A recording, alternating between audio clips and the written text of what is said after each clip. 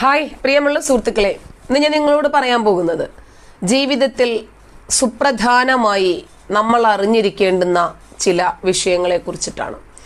നിങ്ങൾക്കറിയാമല്ലോ, ഇസ്ലാം മതം ഇത്രയും കാലം പിടിച്ചു നിർത്തിയതു തന്നെ മുഹമ്മദ് നബിയുടെ ഒരു വിൽ പവർ കൊണ്ട് മാത്രമാണ്. ആ പ്രവാചകൻ സഹിച്ച ത്യാഗങ്ങൾ എത്രയാണ്, ഒരുപാടൊന്നും ഞാൻ പറയുന്നില്ല. അപ്പോൾ പ്രവാചകന്റെ ചില പ്രത്യേകതകൾ കഴിഞ്ഞൊരു ദിവസം വാട്സപ്പ് വഴി ഒരാൾ എനിക്ക് വിട്ടു തന്നതാ. ഇത് വായിച്ചാലെങ്കിലും ചിലപ്പോൾ എൻ്റെ തല നേരെയാകട്ടെ എന്ന് കരുതിയിട്ടായിരിക്കും. അതിൽപ്പെട്ട 13ഓളം പ്രത്യേകതകളാണ്. പ്രവാചകന്റെ പ്രത്യേകതകൾ വായിക്കുകയും അറിയുകയും മനസ്സിലാക്കുകയും ചെയ്തിട്ടെങ്കിലും ദീനിലേക്ക് തിരിച്ചു വരൂ എന്നാണ് അവസാനം അദ്ദേഹം അതിനകത്ത് എഴുതിയിരുന്നത്. അപ്പോൾ ഒന്നാമതായി അദ്ദേഹം എഴുതിയത്, നബിക്ക് സ്വപ്നസ്ഖലനം ഉണ്ടാവാറില്ല എന്നുള്ളതാണ്. അപ്പോൾ അത് ശരിയാണ് സുഹൃത്തെ. കാരണം ഇതിനൊക്കെ എവിടെപ്പോ സമയം? 11 പെണ്ണുമ്പിള്ളമാരുണ്ട്. പിന്നെ കുറച്ചു വല്ലതും ആണോ കൊള്ളയടിച്ചത്? യുദ്ധം ചെയ്തത് കുറച്ചു വല്ലതും ആണോ? അതിൽ കിട്ടിയ സുന്ദരികളായ സ്ത്രീകൾ എത്രയാ?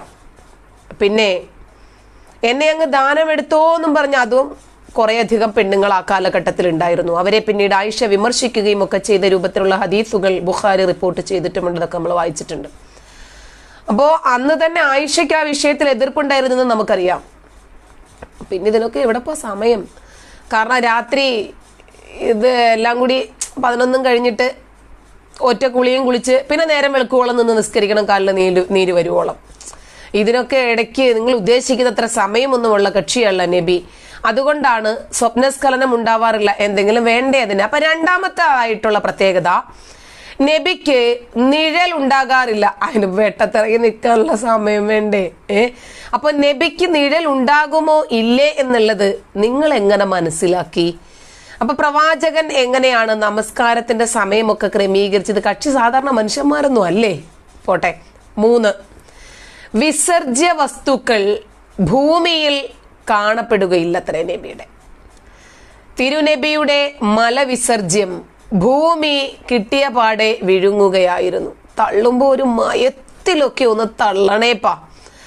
അപ്പൊ അത് പോട്ടെ.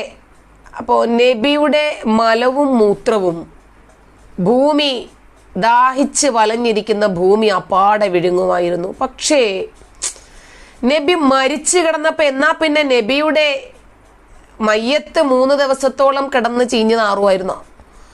അതങ്ങനെ തന്നെ അങ്ങ് വിഴുങ്ങിയാ പോരായിരുന്നോ? അതോ മലവും മൂത്രവും മാത്രമേ നിങ്ങൾ വിഴുങ്ങത്തുള്ളൂ? എന്റെ സംശയം കൊണ്ട് ചോദിച്ചതാ.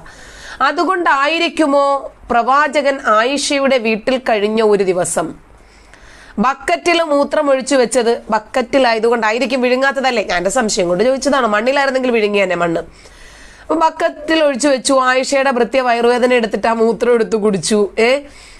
അങ്ങനെ അവർക്ക് സ്വർഗം കിട്ടിയെന്നൊക്കെ നിങ്ങൾ തള്ളിയിട്ടുണ്ടായിരുന്നല്ലോ. ഇതായിരിക്കും ആ പ്രത്യേകതയല്ലേ? എനിക്കറിയില്ലായിരുന്നു കേട്ടോ. അപ്പൊ ഭൂമി നബിയെ വിഴുങ്ങത്തില്ല. നബിയുടെ മലവും മൂത്രത്തിന് വേണ്ടിയിട്ടായിരുന്നു ഭൂമി ദാഹിച്ചിരുന്നത്. ഓക്കെ, എനിക്കിപ്പോഴാ കാര്യം മനസ്സിലായത്. അപ്പോ 4മതായി പറഞ്ഞത്, തിരുശരീരത്തിൽ ഈച്ച ഇരിക്കാറില്ല. എന്താ ഈച്ചയ്ക്ക് പേടിയാണ് ഇരിക്കാൻ? അപ്പൊ 3 ദിവസം വരെ മരിച്ചതിന് ശേഷം അവിടെ കിടന്ന് ഈച്ച അർത്ഥതോ? അന്ന് അമോണിയം ഒന്നും കണ്ടുപിടിച്ചിട്ടില്ലാത്തൊരു കാലഘട്ടം കൂടിയായിരുന്നല്ലോ. അന്ന് പ്രശ്നമൊന്നും ഉണ്ടായിരുന്നില്ല അല്ലെ? അതോ നിങ്ങൾ കാണാത്തതാണോ? അതോ ഈച്ച പേടിച്ചിട്ടാണോ? അടുത്തത് 5, ശരീരം ഉറങ്ങിയാലും ഹൃദയത്തിനുറക്കമില്ലെന്ന്. എന്നിട്ട് അടുത്ത തള്ളാണേ, ഇതൊരു ശാസ്ത്ര അറിവാണ്. നബി തങ്ങൾ ഉറങ്ങിയാലും തിരുശരീരത്തിൽ ജീവൻ ഉണ്ടായിരിക്കും. ആഹാ, ശാസ്ത്രമേ! നാസയാണോ BBC ആണോ പറയുമ്പോൾ അതും കൂടി പറയണം. നമുക്കൊരു എഡ്യൂക്കേഷൻ പർപ്പസ് മാത്രമാണ് കേട്ടോ, നമുക്കൊന്ന് അറിയാൻ വേണ്ടിയിട്ട്. അപ്പോൾ നാസയുടെ കണ്ടുപിടുത്തമായിരിക്കും അല്ലേ?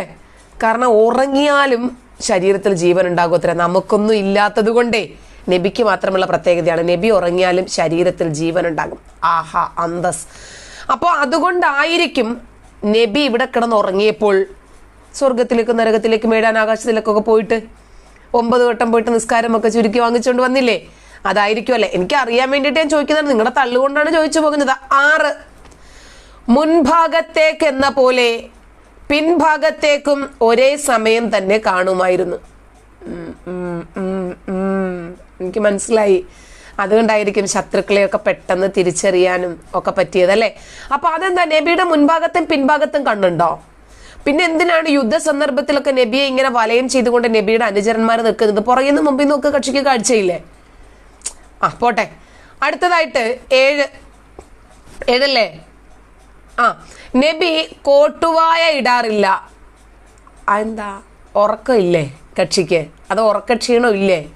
സാധാരണഗതിയിൽ വെള്ളത്തിൻ്റെ കുറവ് കൊണ്ടാണ് കോട്ടുവ ഇടുന്നത് എന്നാണ് ഞാൻ കേട്ടിട്ടുള്ളത്. അപ്പോൾ ശരിക്കും പറഞ്ഞാൽ കോട്ടുവ ഇടേണ്ടതാണ്. പോട്ടെ, ഞാൻ അതിലേക്കൊന്നും കടക്കുന്നില്ല.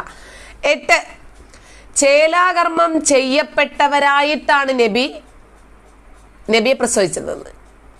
അങ്ങനെ ആയിരിക്കുമല്ലോ, കാരണം നബിക്ക് അത്തരം വേദനകളും പ്രയാസങ്ങളും സഹിക്കാനൊന്നും പറ്റില്ല. നമ്മുടെ ഫിനോയ് രമേശനില്ലേ, അയാൾ ഇസ്ലാമിനെ കുറിച്ചിട്ട് ഭയങ്കര വർത്തമാനങ്ങൾ പറയും. പക്ഷേ അത് നമുക്ക് പറ്റില്ല. പൊന്നാനി അതേ പിടിച്ച് കളിക്കണ്ട എന്നുള്ളൊരു നിലപാടാണ്. അതുപോലെ കുറെ ആൾക്കാരുണ്ട്, നമ്മുടെ അലക്സാണ്ടർ ജേക്കബ് സാറ്, പിന്നെ നമ്മുടെ GS പ്രദീപ്, പിന്നെ ഡോക്ടർ, ഇങ്ങനെയുള്ള കുറെ പൊട്ടന്മാരുണ്ട്.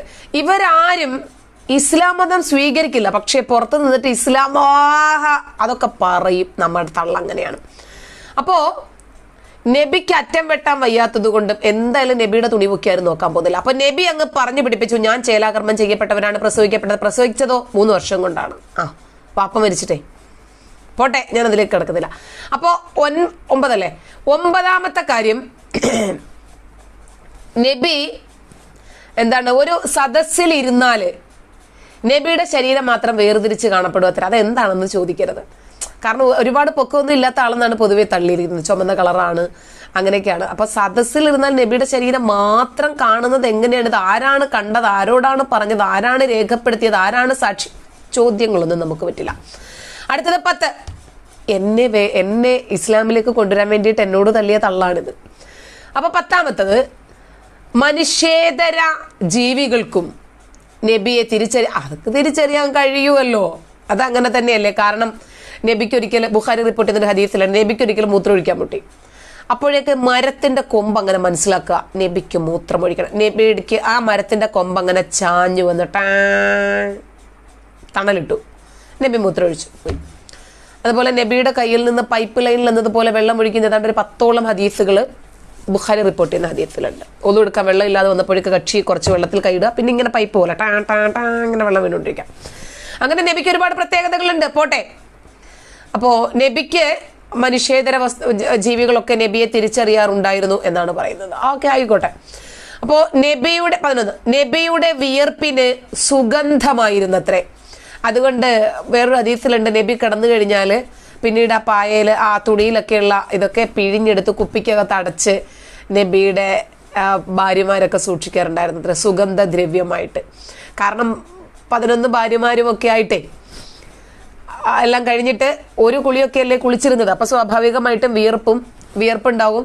ആ വിയർപ്പിന് നല്ല സുഗന്ധവും ആയിരിക്കുമല്ലോ.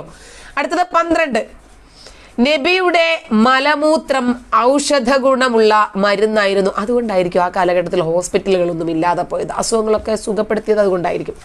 പക്ഷേ നബിക്ക് ജൂതപ്പെണ്ണ് വിഷം കൊടുത്തു, അതിൽ നിന്ന് തടയാൻ മാത്രം നബിക്ക് പറ്റിയില്ല. പോട്ടെ. അടുത്തത് 13 തിരുനബിയുടെ തുപ്പൽ അതീവ മെഡിസിൻ ആയിരുന്നു. ഇപ്പോഴും ആൾക്കാർ തുപ്പി തോപ്പിച്ചുകൊണ്ടിരിക്കുകയല്ലേ.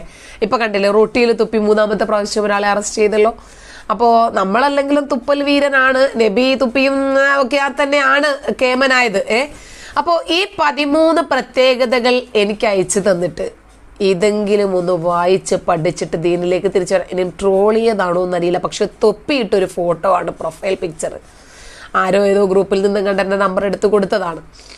അപ്പോൾ ഇതെല്ലാം ചെയ്ത പ്രവാചകന് പനി വന്നപ്പോൾ പാരസെറ്റാമോളിന്റെ ഗുളിക പോലും ഇറക്കി കൊടുക്കാത്ത പടച്ചോനെ, നീ മരണമാസാണ് റബ്ബേ, നന്ദി.